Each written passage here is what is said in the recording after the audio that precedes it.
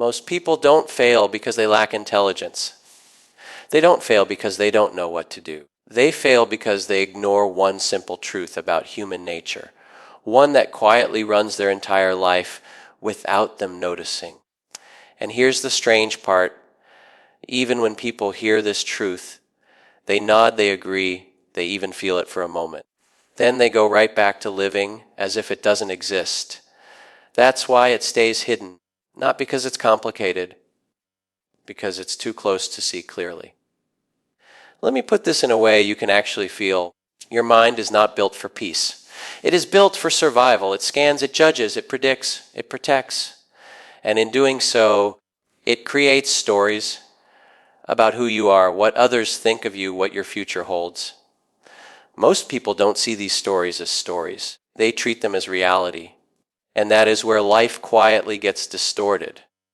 Because once you believe every thought you think, you stop observing life and start reacting to a mental simulation of life. This is the lesson almost 90% of people miss. Not because it's hidden, but because it's uncomfortable to see. Here it is. You are not your thoughts. You are the awareness noticing them. That small gap between what happens in your mind and what you choose to do next, that gap is everything. Most people never enter it. They get pulled instantly into emotion, impulse, reaction. Anger appears, they become anger. Fear appears, they become fear. Doubt appears, doubt, they become doubt. No pause, no distance, no choice. But the moment you begin to notice your inner world instead of becoming it, something fundamental shifts. You stop being pushed by life. You start observing it, and from observation comes control. Not forceful control, but clarity. And clarity changes everything. Because suddenly, you're no longer negotiating with every thought that passes through your mind like it's a command. You see it for what it is, a mental event. Not a truth, not a prophecy, not an identity, just a passing pattern. And here's what almost nobody tells you. The quality of your life is not determined by what you think. It is determined by how fused you are with what you think. That's it. Two people can have the same thought. I'm not good enough. One becomes it. One observes it. One spirals. One becomes free. Same thought. Different relationship. And that difference quietly decides everything. Your decisions, your confidence, your relationships, your direction in life. So the real practice is not to eliminate thoughts. It's to change your position relative to them. Step back. Notice. Pause long enough to realize this is happening in my mind, not to my identity. Because in that moment, you reclaim something most people lose without ever realizing it. The ability to choose your next move consciously instead of emotionally. And that is the beginning of real freedom. Most people misunderstand what it actually means when someone quietly disappears. They imagine it as a sudden decision, like a switch being flipped. But for an empath, it's almost never like that.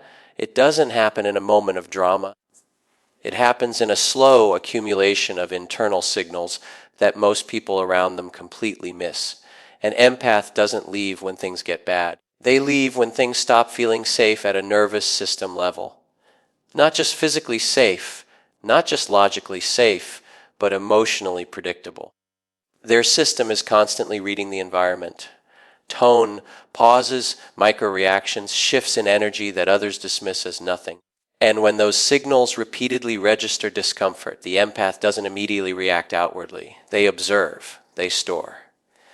They adapt. At first, they try to understand. They try to translate chaos into meaning. If someone is cold, they assume maybe they are tired. If someone is dismissive, they assume maybe they are stressed. If someone is inconsistent, they assume maybe they are going through something. Because their default setting is not suspicion, it's compassion.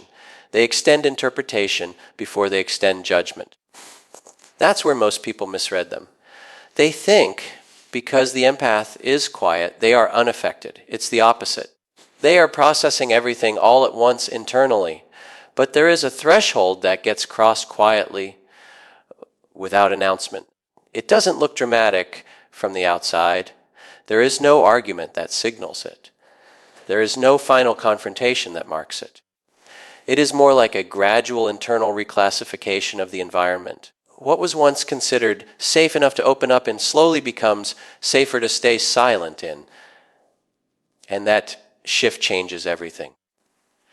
Because once an empath starts to feel that opening up leads to misunderstanding or emotional dismissal, they begin to adjust their behavior. Not out of spite, but out of efficiency. They stop offering the most sensitive parts of themselves where they are not received properly. They stop sharing the deeper emotional layers that were once freely given. At first, it looks small, less talking about feelings, less explaining themselves, less reaching out first. People often don't notice this stage because the empath is still physically present, still responsive, still kind. But internally, something important has already changed. Trust is not a binary switch for them. It is a volume knob, and it has started to turn down. Every time their emotional experience is minimized, that knob shifts a little further.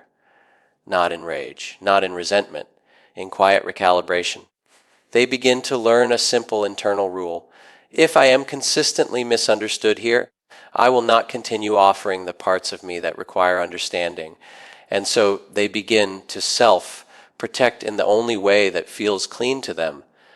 Through withdrawal, not confrontation. This is where the disappearance begins long before anyone notices it. Because what people see externally is only the final stage. They see less engagement. They see fewer messages. They see a reduction in emotional warmth. But what they don't see is the internal sequence that led there.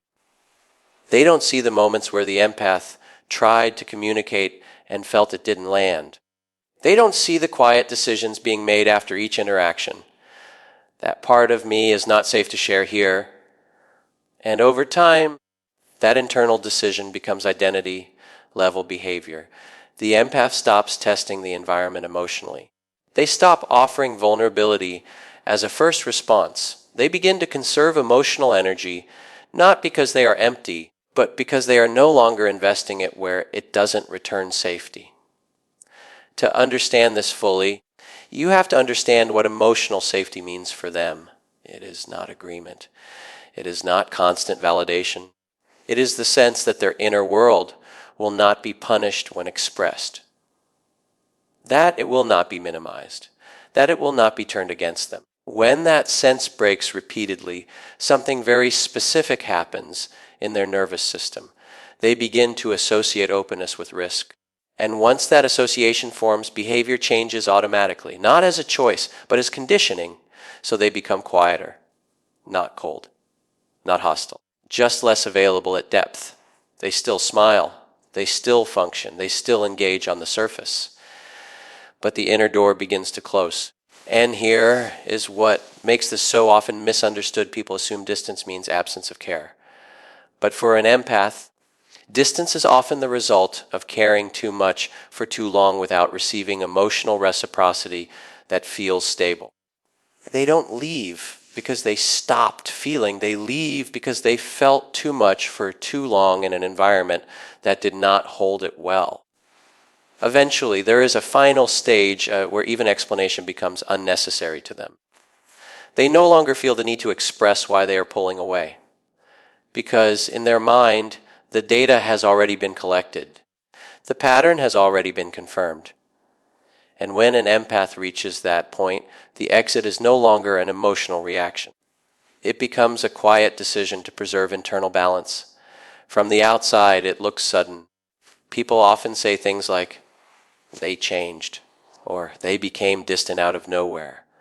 But from their perspective, nothing was sudden. It was a long sequence of small moments that added up to a clear conclusion. I am not emotionally safe staying fully open here.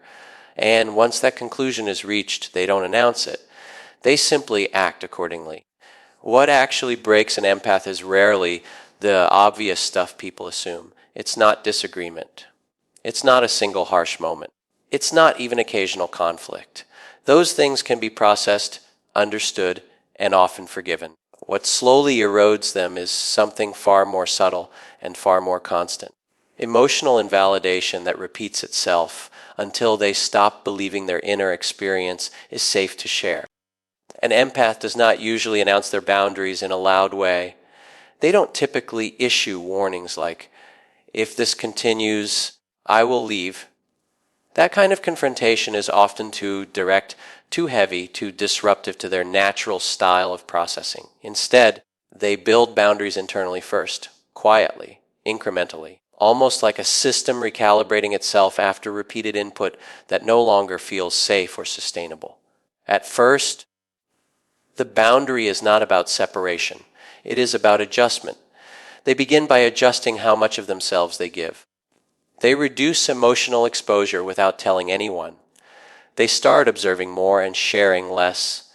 They become more selective with vulnerability. And importantly, they do this without resentment. It is not punishment. It is regulation. Their nervous system is simply trying to restore balance in an environment that feels increasingly unpredictable or emotionally costly. From the outside, this phase is almost impossible to detect. The empath is still present, still kind, still responsive. They may still laugh at the same jokes, still participate in conversations, still show up in ways that appear normal. But internally, the distribution of energy has changed. Less is being offered at depth. More is being held back. The emotional bandwidth that used to be freely available is now being guarded carefully. This is where the concept of quiet disappearance begins to take shape, even though nothing obvious has happened yet. Because disappearance, in this context, is not physical first. It is psychological. It is the gradual removal of emotional access. The empath is still there in body, but not fully accessible in presence. Their inner world has started to relocate away from the relationship or environment that no longer feels consistently safe. What drives this process is not one event, but accumulation, a series of moments where emotional expression was either misunderstood, minimized, or not received with the level of care they naturally extend to others. Each moment on its own might seem insignificant, a missed acknowledgement, a dismissive response, a lack of curiosity when something important was shared. But for the empath, these are not isolated events. They are signals. And signals, over time, form patterns. Once the pattern becomes clear enough, something subtle shifts inside them. They stop expecting emotional reciprocity at the same level they once did. And the moment expectation drops, engagement begins to change. Not out of revenge or bitterness, but out of conservation. There is no point in repeatedly offering emotional depth where it is consistently met with surface-level reception, so they stop offering it. This is where most misunderstandings happen. People interpret the empath's withdrawal as sudden change, as if something flipped overnight. But what they are actually witnessing is the visible stage of a long internal process. The external behavior only changes after the internal decision has already matured. By the time the silence is noticeable, the emotional exit has already been processed internally. The empath's boundary formation is also unique in that it is not aggressive. It does not seek to correct the other person. It does not aim to teach a lesson. It is not about control. It is about self-preservation. Once they determine that a certain emotional environment consistently leads to depletion rather than replenishment, the simplest and most natural response for them is reduction of exposure. And reduction is often mistaken for detachment, but internally it is more precise than that. It is selective engagement. They still care. They still feel. But they no longer offer access to the most vulnerable layers of themselves in spaces that have not demonstrated reliability in holding those layers. The core remains intact, but it becomes protected. There is also a threshold moment that rarely gets seen from the outside. It is not dramatic. It is not emotional. It is almost clinical in its simplicity. It is the moment the empath realizes that continuing to remain fully open in this environment requires them to repeatedly override their own internal signals. And once that realization sets in clearly enough, the boundary becomes permanent. At that point, the quiet disappearance is no longer a process. It becomes a state they are still present, but their inner engagement has moved elsewhere. The emotional investment has been redirected, and what remains is a version of them that is functional, polite, and composed, but no longer deeply accessible in the way they once were. What makes this so difficult for others to recognize in real time is that nothing looks broken. There is no visible conflict, no clear rupture, no defining moment that signals loss. Instead, there is just a gradual fading of emotional presence. And because humans tend to notice events more than processes, they often miss the entire arc until it has already completed itself. By the time it becomes obvious, the empath is no longer transitioning out. They have already transitioned internally. The silence that remains is not a beginning or a reaction. It is the final expression of a boundary that was built quietly, consistently, and long before anyone thought to notice it forming. So, if you're trying to understand what really happens when an empath disappears, don't look for the loud moment. Don't look for the argument, the breakdown, or the final conversation. You'll miss it if you're waiting for that, because the real shift happens in silence long before silence becomes visible. It happens in the moments where they stop correcting you and started observing you. The moments where they stopped explaining and started adapting. The moments where they stopped reaching for understanding and started conserving their own energy instead. And here's the part most people only realize too late. At the beginning, an empath will assume good intent. If they express something they feel deeply, and it is met with dismissal, they won't immediately label it as a problem with the other person. They will turn inward first. They will ask themselves if they said it wrong, if they felt too strongly, if they misunderstood the situation. That internal reflex is important because it delays conflict, but it also delays recognition of patterns. And patterns are where the real damage accumulates. Emotional invalidation doesn't always look like obvious rejection. It can be subtle. It can sound like, "You're overthinking, it's not a big deal. You're too sensitive," or even silence when something meaningful is shared. To most people, these moments are small. To an empath, they are data points. Not because they are keeping score in a petty way, but because their nervous system is constantly mapping emotional safety. Every time their inner experience is dismissed, a signal is recorded. What I feel here does not land safely. At first, they compensate. They explain more. They try to communicate better. They soften their tone. They choose their words carefully. They even downplay their own emotions to make them easier to receive.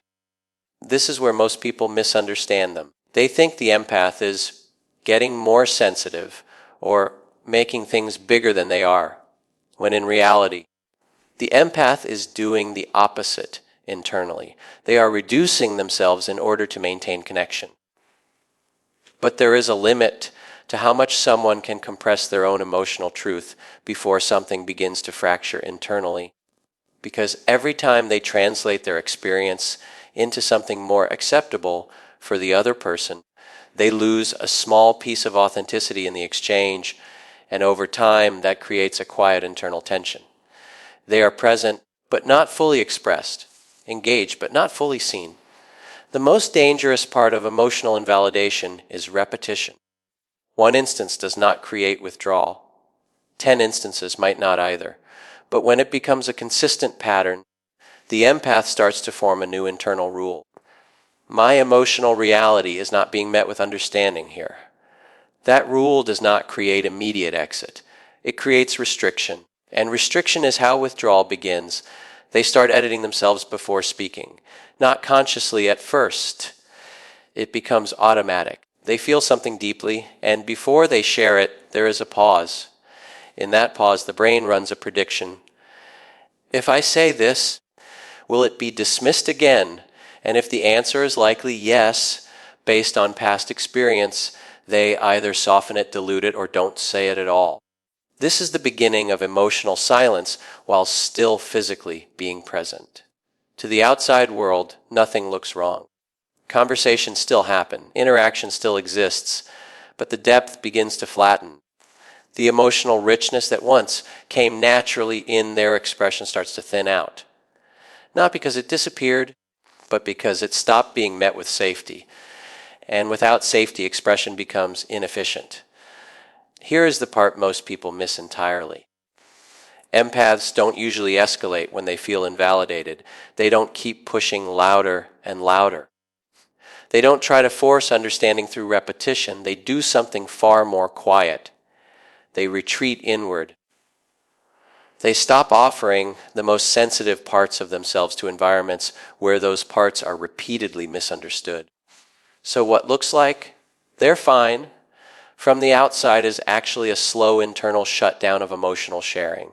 The empath is still functioning, still polite, still engaged, but the internal channel that once carried deep emotional exchange is gradually being closed. This is why emotional invalidation is so corrosive. It doesn't create explosions. It creates distance. And distance, once established, feels like it came out of nowhere to those who weren't paying attention. There is also a compounding effect that happens over time. Each invalidated moment doesn't just disappear. It stacks. The empath remembers not in a narrative way, but in a felt sense. They may not recall every word that was said, but they remember how it felt to not be understood. And those feelings begin to form a baseline expectation. When I express something vulnerable here, it likely won't be received. Once that expectation is set, even neutral interactions start to change meaning. A simple response can feel like dismissal. A lack of curiosity can feel like rejection. Not because the other person intends it that way, but because the empath's internal model has been shaped by repeated emotional patterns. And here's where the quiet shift becomes irreversible in many cases. The empath stops seeking emotional validation from that environment altogether, not in protest, but in efficiency. They redirect their emotional openness elsewhere or inward or into silence. They can serve what was once freely shared. From the outside, it can look like withdrawal without reason. But internally, it is the result of many small moments where their emotional reality was not met with recognition. Not in a dramatic way, but in a consistent, subtle way that eventually taught them that staying open in that space requires too much internal cost. And once that cost becomes too high, they stop paying it. What most people miss about an empath is that their silence is not the beginning of the end. It is the end already in motion. By the time you notice the quiet, the withdrawal, the reduced emotional availability, the decision has often already been made internally. Not in anger, not in drama, but in a slow, precise, almost invisible process of boundary formation that happens long before any external change is visible. An empath doesn't leave because they stop caring. They leave because they cared for too long in a place that never learned how to hold it. By the time the absence is noticeable, it's not the beginning of loss. It's the confirmation of a decision already made internally, piece by piece, moment by moment, without noise. So if there's anything to take from this, it's this simple but uncomfortable truth. People don't disappear suddenly. They disappear gradually until one day you finally notice they're already gone.